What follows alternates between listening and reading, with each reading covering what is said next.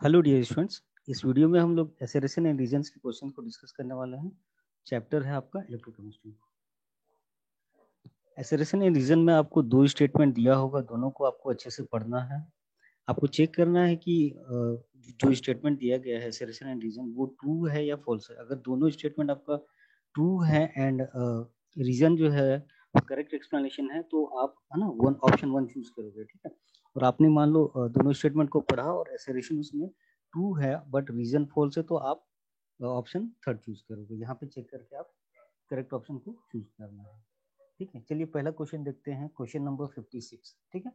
एसेरेशन है copper is less reactive than hydrogen and reason दिया हुआ है इसका रिडक्शन पोटेंशियल इज नेगेटिव, ठीक। इस क्वेश्चन को सॉल्व करने के लिए हम लोग एक टेबल का यूज करेंगे। देखिए ये टेबल आपका एनसीईआरटी बुक में मिल जाएगा। यहाँ पे देखिए हाइड्रोजन का ना ये आपका स्टैंडर्ड रिडक्शन पोटेंशियल का टेबल दिया हुआ है। यहाँ पे हाइड्रोजन का देखिए, यहाँ पे देखिए आप हाइड्रोजन का रिडक्शन पोटेंशियल आपको 0 दिया हुआ है। इसका रिडक्शन पोटेंशियल हम लोग रेफरेंस की तरह मानते हैं, ठीक है। इसके ऊपर देखिए जितना भी आपका रिडक्शन पोटेंशियल लिखा हुआ है सब पॉजिटिव है यहाँ पे, और इसके नीचे हाइड्रोजन के नीचे जितना भी लिखा गया है सब नेगेटिव है, ठीक है। हाँ, और हमें कॉपर से रिलेट कर रहा था तो कॉपर देखिए हाइड्रोजन के ऊपर है और वो पॉजिटिव है यहाँ पे, ठीक है। तो इस टेबल को याद करना तो डिफिकल्ट है, तो जो मैं बताता हूँ उसको आप याद रखिए, वो आपको काम आएगा। देखिए यहाँ पे, देखिए आप लिखिए यहाँ पे हाइड्रोजन, हाइड्रोजन का सिंबल होता है H, ठीक है। उसके बाद यहाँ पे लिखिए चापा, ठीक है। तो चापा में कौन कौन से मेटल होंगे, आपका ये कॉपर है, H4 आपका मरकरी है, ठीक है। P से आपका प्लेटिनम है। अब यहाँ पे 2A आ रहा है, ठीक है, 2A आ रहा है तो आपको 2A, एक तो होगा बेटा A आपका Ag होगा और एक होगा आपका गोल्ड, ठीक है। तो क्योंकि आपका सिल्वर जो होता है वो ज्यादा रिएक्टिव होता है एज कम्पेयर टू आपका गोल्ड, तो आपका यहाँ पे आपका सिल्वर पहले आ जाएगा ये चीज, और यहाँ पे आपका बाद में ये गोल्ड के लिए है, ठीक है। हाँ, तो इसका यूज कैसे करना है अब देखिएगा, सुनिएगा ध्यान से। हाइड्रोजन के बाद ये जितने भी चापा में जो भी मेटल्स हैं इनका सबका रिडक्शन पोटेंशियल इनका सबका रिडक्शन पोटेंशियल आपका पॉजिटिव आएगा। इनका रिडक्शन पोटेंशियल सबका पॉजिटिव आएगा, ठीक है। और यहाँ पे जो भी हाइड्रोजन के बाद लिखा गया है ये क्या है, सब लेस रिएक्टिव होते हैं, सब लेस रिएक्टिव होते हैं हाइड्रोजन से, ठीक है। और बाकी जो एलिमेंट, बाकी जो मेटल्स होंगे उनका रिडक्शन पोटेंशियल आपका नेगेटिव होगा। मान लीजिए यहाँ पे जिंक का हम लोग करते हैं रिडक्शन पोटेंशियल, जिंक का रिडक्शन पोटेंशियल आपका नेगेटिव होगा और जिंक आपका मोर रिएक्टिव होगा हाइड्रोजन से, ठीक है। यहाँ पे इसको भी याद रखिएगा, ठीक है। अब देखिए यहाँ पे जो एसेरेशन दिया हुआ है, copper is less reactive than hydrogen. Assertion जो है, एसेरेशन आपका करेक्ट है, एसेरेशन करेक्ट हो गया यहाँ पे। और रीजन जो है यहाँ पे देखिए, रीजन जो है आपका, ठीक है, इसका रिडक्शन पोटेंशियल इज नेगेटिव। मैंने क्या बताया था कि हाइड्रोजन के बाद चापा में जो भी मेटल है उनका रिडक्शन पोटेंशियल आपका पॉजिटिव होगा, तो रीजन यहाँ पे हो जाता है रॉन्ग, आई मीन फॉल्स, ठीक है। तो आप यहाँ पे जो करेक्ट ऑप्शन चूज करोगे वो होगा आपका option third.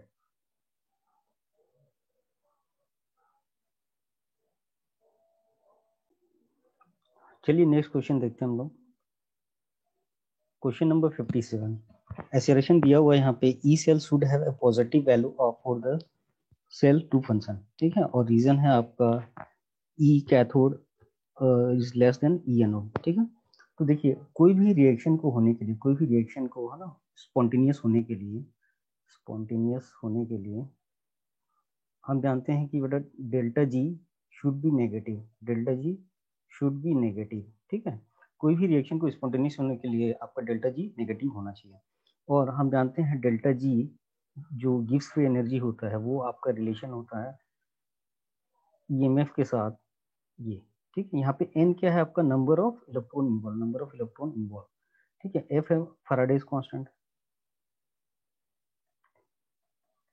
Faraday's constant. E cell आपका ईएमएफ ऑफ द सेल है, ठीक है। अब यहाँ पे एसेरेशन को ध्यान से पढ़िए, ई सेल अगर पॉजिटिव होगा, इसका ये वैल्यू अगर पॉजिटिव हो जाएगा, ये वैल्यू अगर आपका पॉजिटिव होगा, ठीक है, आपका ये तो पॉजिटिव होता है, इलेक्ट्रॉन इन्वॉल्व तो पॉजिटिव होगा और फैराडेज कांस्टेंट तो पॉजिटिव होता है, तो ओवरऑल क्या हो जाएगा, ये नेगेटिव हो जाएगा, ठीक है। तो यहाँ पे आपका अगर ई सेल पॉजिटिव है तो आपका डेल्टा जी नेगेटिव हो रहा मतलब ये आपका स्पॉन्टेनियस है और आपका सेल फंक्शन करेगा, सेल आपका फंक्शन करेगा। तो आपका एसेरेशन जो है, एसेरेशन आपका करेक्ट हो गया है यहाँ पे। फिर देखिए यहाँ पे रीजन दिया हुआ है ई cathode less than E anode. हम लोग जानते हैं कि आपका ईएमएफ ऑफ द सेल जो होता है वो आपका हम लोग निकालते हैं ई राइट माइनस ई लेफ्ट, या फिर क्या होता है आपका ई कैथोड माइनस ई एनोड। ठीक है, अब जो रीजन के अकॉर्डिंग अगर ये ई एनोड अगर आपका ज्यादा हो जाएगा, ये वैल्यू ज्यादा हो जाएगी, तो ये आपका क्या हो जाएगा, नेगेटिव हो जाएगा। ठीक है, अगर EMF of the cell, EMF of the cell अगर आपका नेगेटिव हो गया और इसको हम लोग इस इक्वेशन पे पुट करेंगे, delta is equals to minus n F E cell, ये नेगेटिव है, ये नेगेटिव इंटू नेगेटिव हो जाएगा आपका पॉजिटिव। ठीक है, तो पॉजिटिव हो जाने पे ये आपका जो सेल होगा वो स्पॉन्टेनियस नहीं होगा। यहाँ पे एशरेशन तो करेक्ट दिया हुआ है बट रीजन आपका फॉल्स है, तो आप करेक्ट ऑप्शन यहाँ पे आप थर्ड चूज करोगे।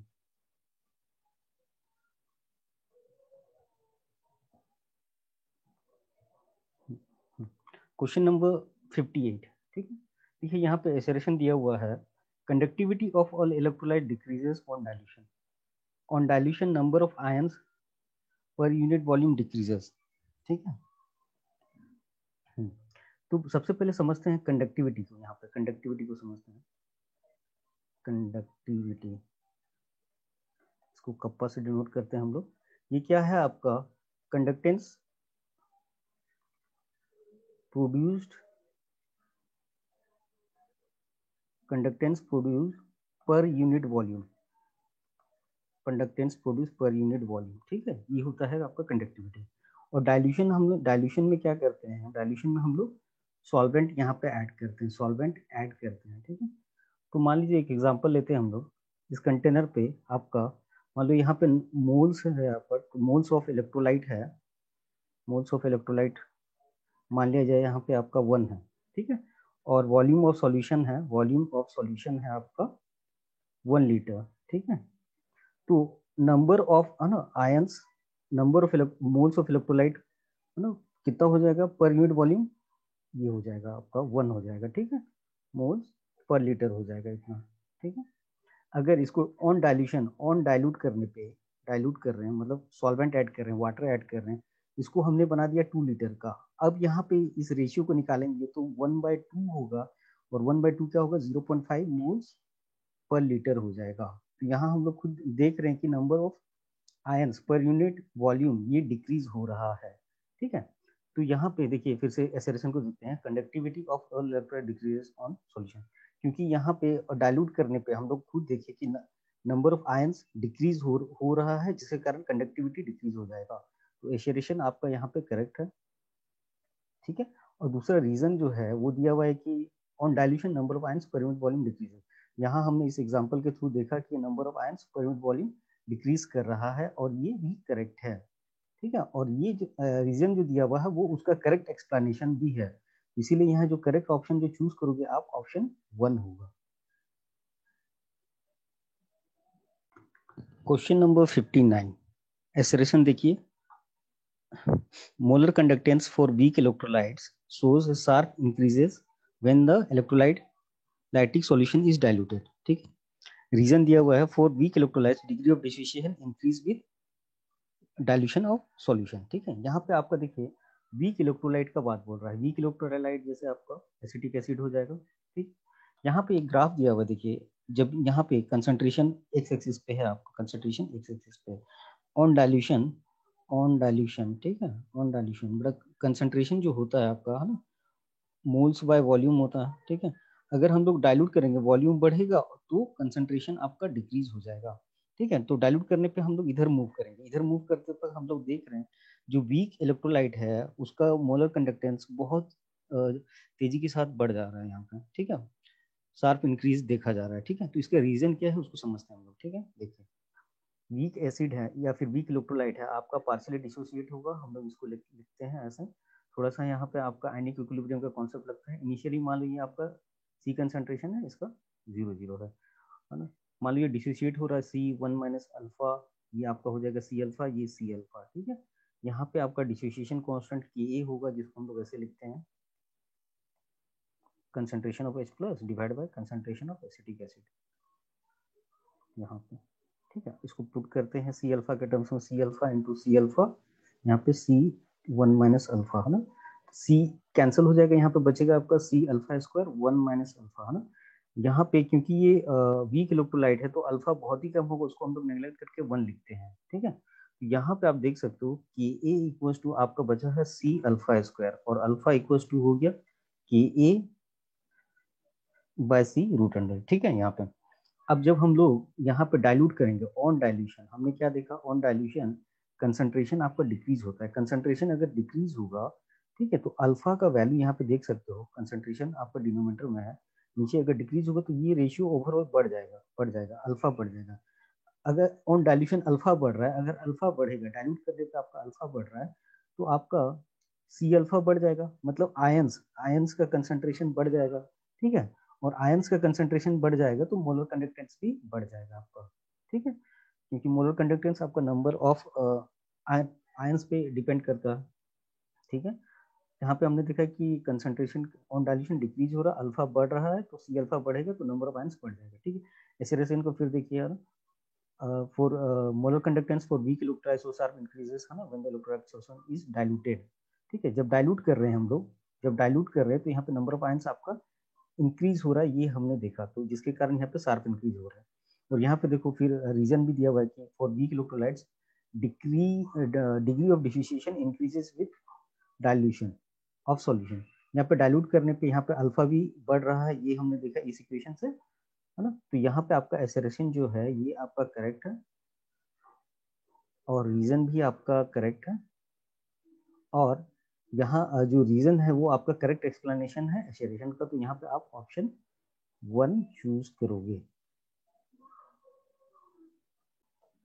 क्वेश्चन नंबर 60, एसेरेशन है mercury cell does not give steady potential, reason है आपका in the cell reaction ions are not involve in the solution, ठीक है। ये आप देखिए एनसीईआरटी का स्टेटमेंट यहाँ पे देख सकते हैं, ये आपका मर्करी सेल है आपका, ठीक है। The cell potential is approximately 1.35 volt and remains constant, ठीक है। यहाँ पे आपका एसेरेशन तो यहाँ पे आपका हो जाता है फॉल्स, है ना। फिर देखिए दूसरा यहाँ पे देखिए remains constant during its life as the overall reaction does not involve any ion in the solution, ठीक है। यहाँ पे रीजन जो है ये आपका है ना, आयंस आर नॉट इन्वॉल्व यहाँ भी है और यहाँ भी है ना, does not involve any ion in the solution, तो ये आपका रीजन हो जाता है करेक्ट, ठीक है। तो जब आपका एसेलेरेशन फॉल्स है और आपका रीजन करेक्ट है ना, तो करेक्ट ऑप्शन आप चूज करोगे ऑप्शन नंबर 5।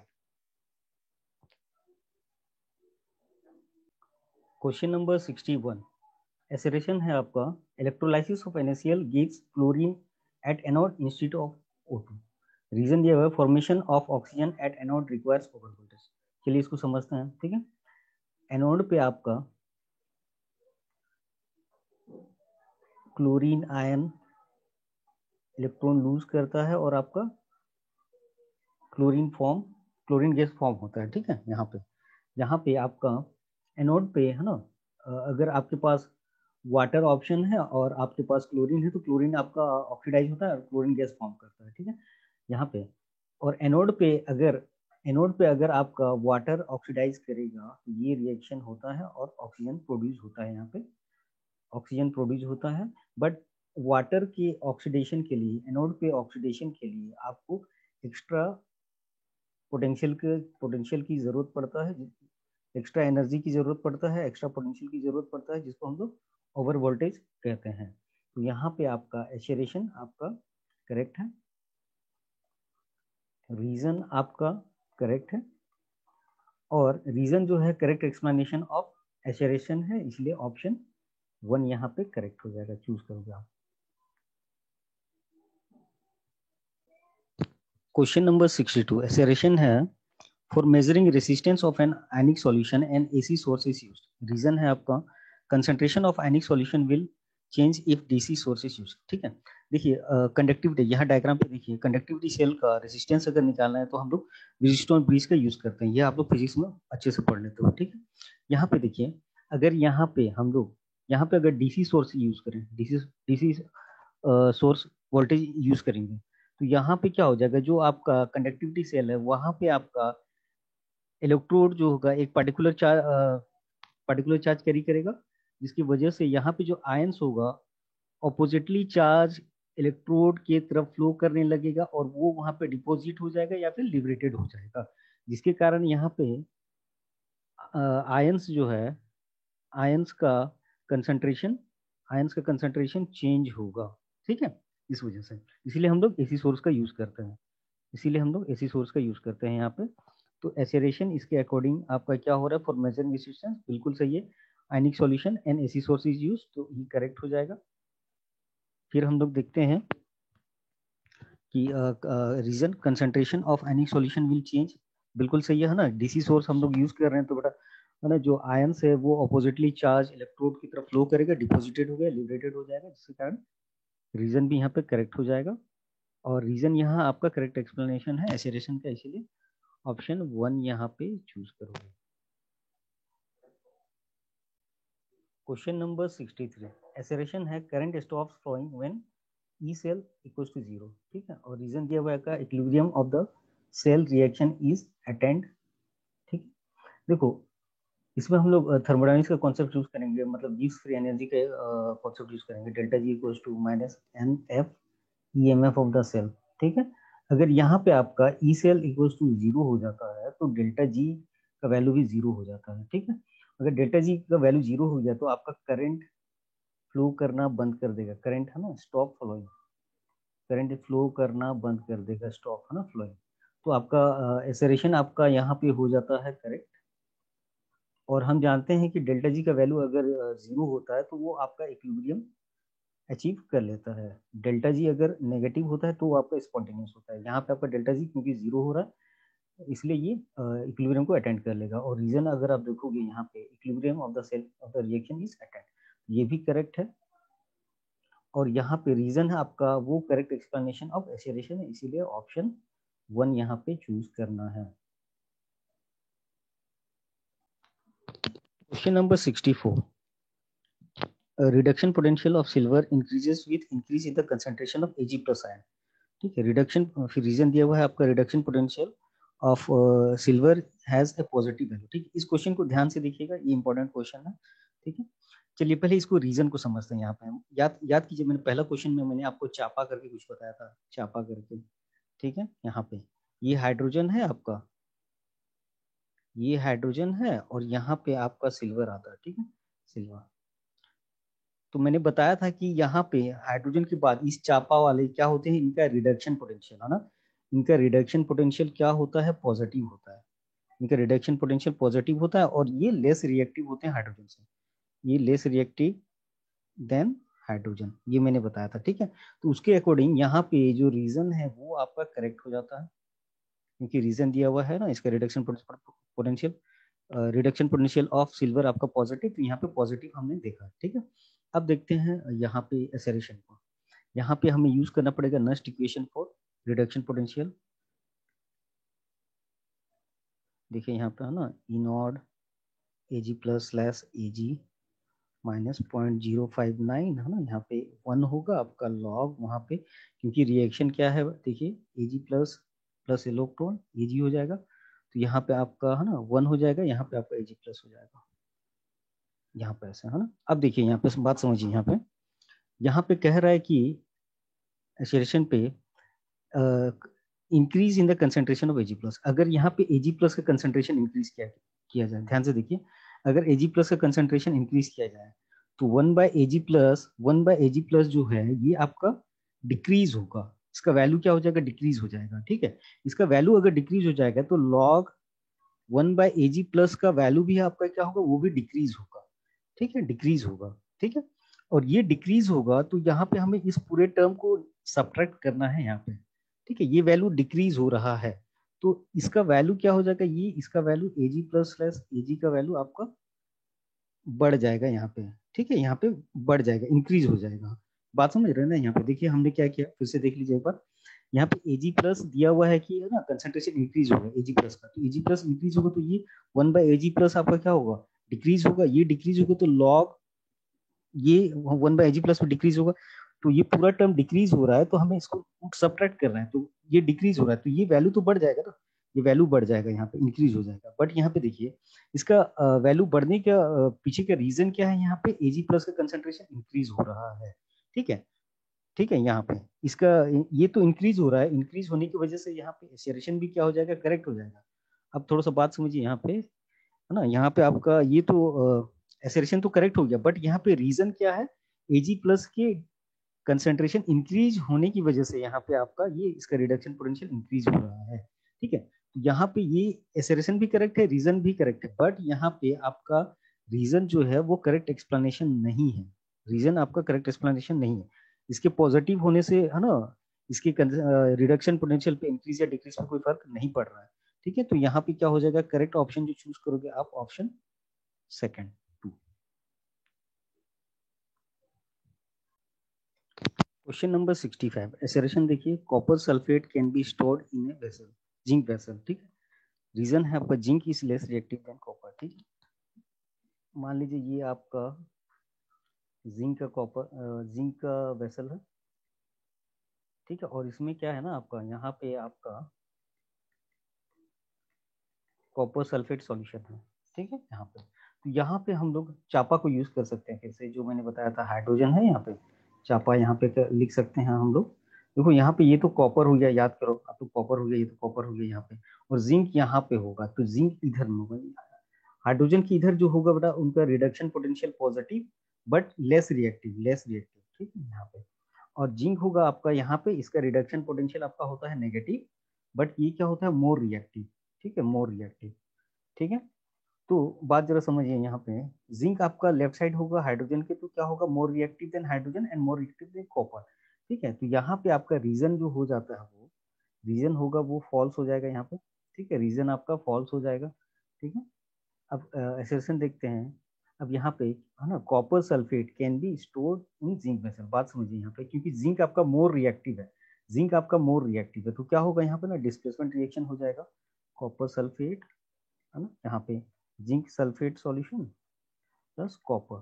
ठीक है, तो यहाँ पे आपका जो जिंक वेसल है उसमें एटम आके यहाँ पे डिपॉजिट हो जाएगा, तो हम लोग यहाँ पे स्टोर नहीं कर सकते हैं, क्योंकि आपका जिंक पार्टिसिपेट करने का लगेगा रिएक्शन में, और वो सॉल्यूशन में आ जाएगा। ठीक है, तो वेसल आपका खराब हो जाएगा, तो यहाँ पे आपका एसेरेशन हो जाता है फॉल्स। ठीक है, तो जब एसेरेशन और रीजन दोनों ही आपकी फॉल्स होगा, तो करेक्ट ऑप्शन होगा आपका 4। ठीक है, अगर आपको वीडियो अच्छा लगा तो इसको प्लीज लाइक कर दीजिए। Thank you.